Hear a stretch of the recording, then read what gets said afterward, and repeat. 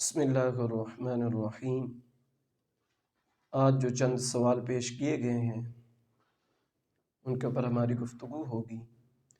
तो आप लोगों को पता ही होगा, जो मेरी वीडियो देखते हैं, जो पहले हैं, उन्हें भी मैं बता देता हूँ कि कुरान पाक के लिहाज से हमारे सवाल व जवाब हो रहे थे। और आज इंशाअल्लाह अज़ीज़ कुरान पाक के लिहाज से चंद सवाल आपके यहाँ पेश किए जाएंगे। किसी के ज़हन में कोई भी सवाल हो तो कमेंट सेक्शन में हमें लिख दिया करें कि भाई ये हमारा सवाल है, इसका भी जवाब अता फरमा दें। तो इंशाअल्लाह कोशिश की जाएगी, आपको जवाब दिया जाएगा। तो आइए हम लोग आज दो सवाल ही पेश किए गए हैं, उन्हीं के जवाब आज समाअत फरमाते हैं। बिना देरी के अपनी गुफ्तगू की तरफ चलते हैं। सबसे पहला जो सवाल होता है वो ये होता है कि कुरान के अलावा और कौन कौन सी आसमानी किताबें हैं, वो किन ज़ुबानों में नाजिल हुई, नेज़ क्या उनके अहकामात पर अब अमल कर सकते हैं या नहीं। ये सबसे पहला सवाल।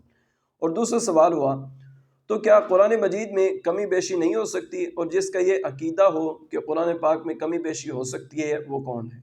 ये दूसरा सवाल है। तो पहले सवाल का जवाब समाअत फरमाएं कि पहला सवाल कि कुरान के अलावा और कौन कौन सी आसमानी किताबें हैं और वो किन ज़ुबानों में नाजिल हुई हैं, नेज़ क्या उनके अहकामात पर अब अमल कर सकते हैं या नहीं। तो जवाब समाअत फरमाएं। आसमानी किताबों को कुतुब सिमावी कहते हैं, यानी वो सहीफ़े और किताबें जो अल्लाह अज़्ज़ा व जल्ला ने मखलूक की रहनुमाई के लिए अपने नबियों अलैहिस्सलातु वस्सलाम पर नाजिल फरमाई। ये सब कलामुल्लाह अज़्ज़ा व जल्ला हैं और हक हैं। इनमें जो कुछ इरशाद हुआ है सब पर ईमान रखना ज़रूरी है। तौरात और ज़बूर इब्रानी ज़ुबान में नाजिल हुई। कौन सी ज़ुबान में? इब्रानी ज़ुबान में नाजिल हुई। जबकि इंजील सुरियानी ज़ुबान में नाजिल हुई।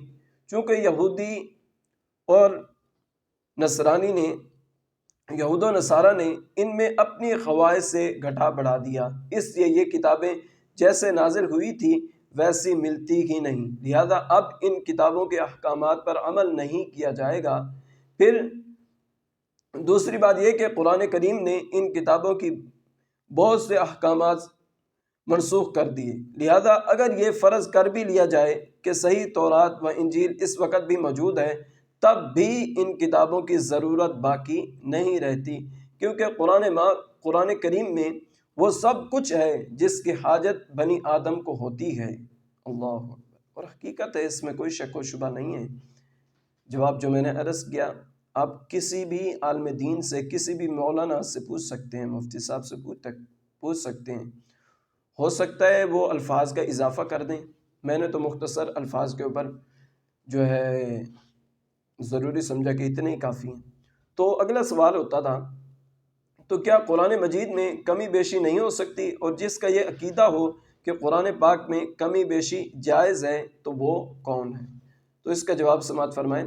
कुरान मजीद में कमी बेशी नामुमकिन है, चूँकि ये दीन हमेशा बाकी रहने वाला है। लिहाजा कुरान शरीफ के हिफाजत अल्लाह अज़्ज़ा व जल्ला ने अपने ज़िम्मा रखी है, इसलिए इसमें किसी हर्फ या नुक्ते की भी कमी बेशी नहीं हो सकती, और ना कोई अपनी ख्वाहिश से इसमें घटा बढ़ा सकता है।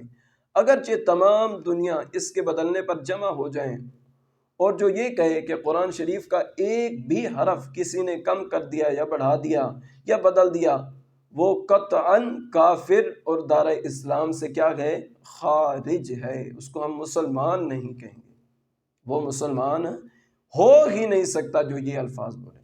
तो ये दो सवाल थे, उनके जवाब आप लोगों को दिए गए। मैं तो इतने ज़रूरी समझता था कि जिन सवालात का जानना ज़रूरी था वो मैंने अर्ज़ कर दिए। तो कल से इंशाअल्लाह अज़ीज़ जो मेरा टॉपिक होगा सवालों के लिहाज से, वो होगा सहाबाए कराम रज़ियल्लाहु ताला अन्हुम अजमाइन के हवाले से होगा, कि वो भी आप लोगों के यहाँ चंद सवाल पेश किए जाएँ। अल्लाह रब्बुल इज़्ज़त हम सब का